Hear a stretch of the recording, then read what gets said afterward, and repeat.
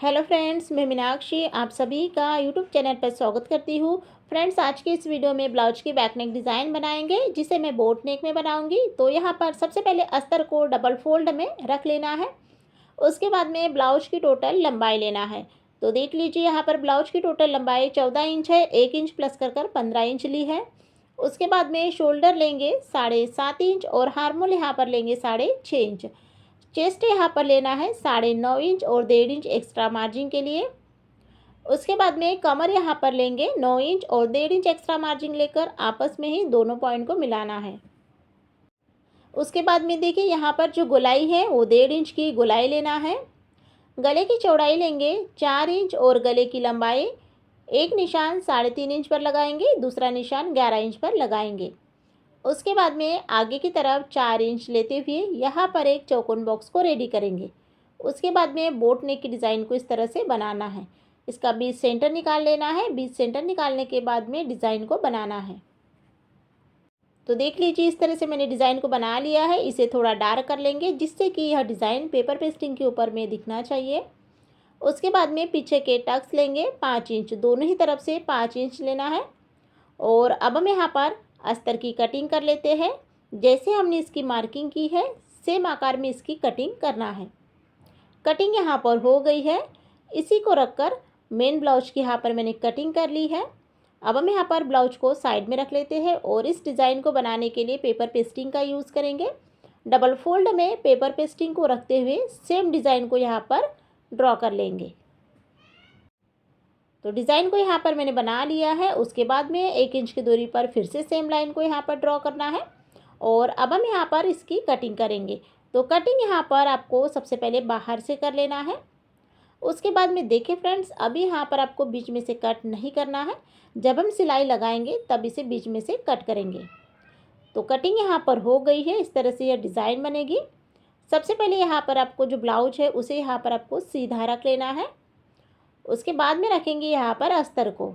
तो देख लीजिए, अस्तर और ब्लाउज दोनों को ही अच्छे से सेट कर लेना है और उसके बाद में यहाँ पर रखेंगे डिज़ाइन को। तो देख लीजिए, इस तरह से डिज़ाइन को रखते हुए तीनों को मिलाते हुए सभी तरफ पिन को अटैच कर लेना है।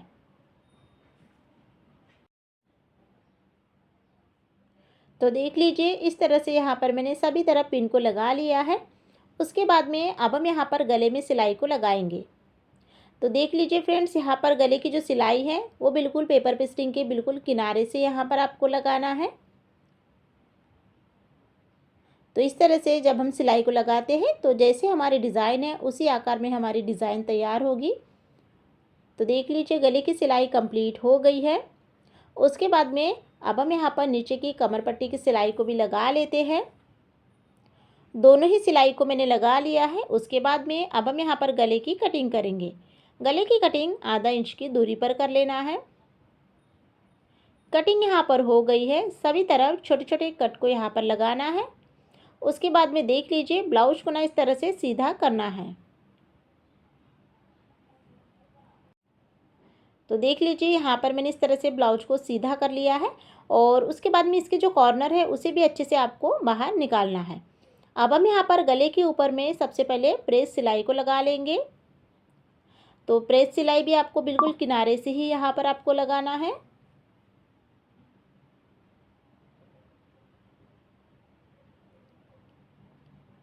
गले की सिलाई कंप्लीट हो गई है। इसी के साथ में यहाँ पर जो अस्तर और ब्लाउज है इसे ना दोनों को आपस में अच्छे से जोड़ लेना है।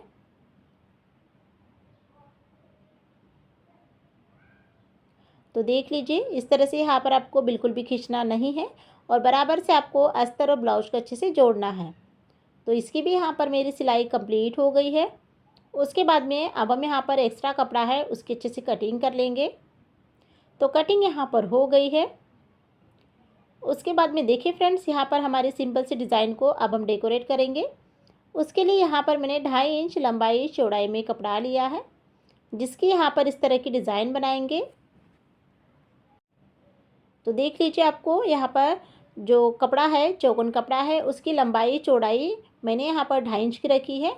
आप अपने अकॉर्डिंग उसमें कम ज़्यादा भी कर सकते हैं और सभी डिज़ाइन को आपको एक साथ ही कंप्लीट कर लेना है जितनी भी डिज़ाइन आपको ब्लाउज़ में लगेगी। तो देख सकते हैं इसी के साथ में यहाँ पर मैंने सभी डिज़ाइन को बना लिया है। इसे फिर अलग अलग पीसेस में अच्छे से कट कर लेंगे।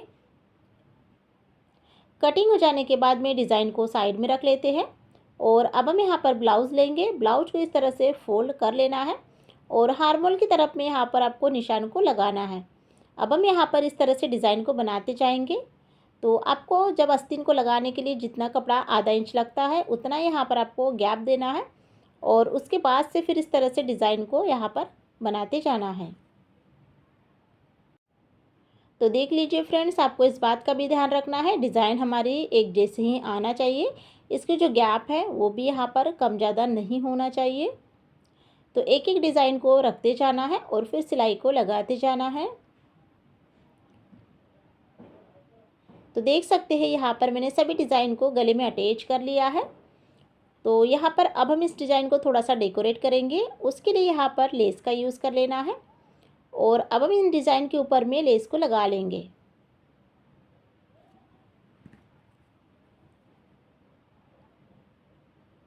तो लेस के ऊपर में एक सिलाई कंप्लीट हो गई है। अब हम यहाँ पर लेस के ऊपर में डबल सिलाई भी लगा लेते हैं।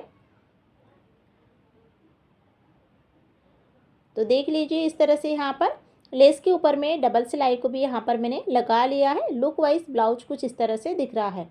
पीछे के टक्स लगाना है आधा इंच लेते हुए। दोनों ही पीछे के टक्स को यहाँ पर मैंने सिलाई लगा ली है और उसके बाद में अब हम यहाँ पर कमर पट्टी में भी लेस को लगा लेंगे। तो जब भी आप कमर पट्टी में लेस को लगाओ तो यहाँ पर आपको टक्स को पहले कंप्लीट कर लेना है, उसके बाद में ही लेस को लगाना है। लेस यहाँ पर मेरी कंप्लीट हो गई है। उसके बाद में यहाँ पर मैंने डोरी ली है और चौकोन कपड़ा लिया है जिसके यहाँ पर लटकन बना लेंगे। तो देख लीजिए इस तरह से यहाँ पर लटकन के ऊपर में डबल सिलाई को लगाना है। दोनों ही लटकन में सिलाई कंप्लीट हो जाने के बाद में इसे सीधा कर लेंगे और इस तरह से इसे रखेंगे और यहाँ पर बीचों बीच में ना यहाँ पर इसे अटैच कर लेंगे। इसी तरह से यहाँ पर आपको ना डोरी में भी लटकन को बनाना है जो कि हम ऊपर के साइड में लगाएंगे। तो देख लीजिए यहाँ पर मैंने डोरी में भी लटकन को बना लिया है और अब हम इसे गले में अटैच कर लेंगे। तो दोनों ही डोरी को यहाँ पर अच्छे से आपको लगाना है। तो डोरी को यहाँ पर मैंने गले में लगा लिया है। उसके बाद में डोरी को इस तरह से बांध लेना है और अब हम यहाँ पर ब्लाउज का ना फाइनल लुक देखेंगे। तो देख लीजिए यहाँ पर इसी के साथ में बोट नेक ब्लाउज की जो डिज़ाइन है वो यहाँ पर मेरी कंप्लीट हो गई है।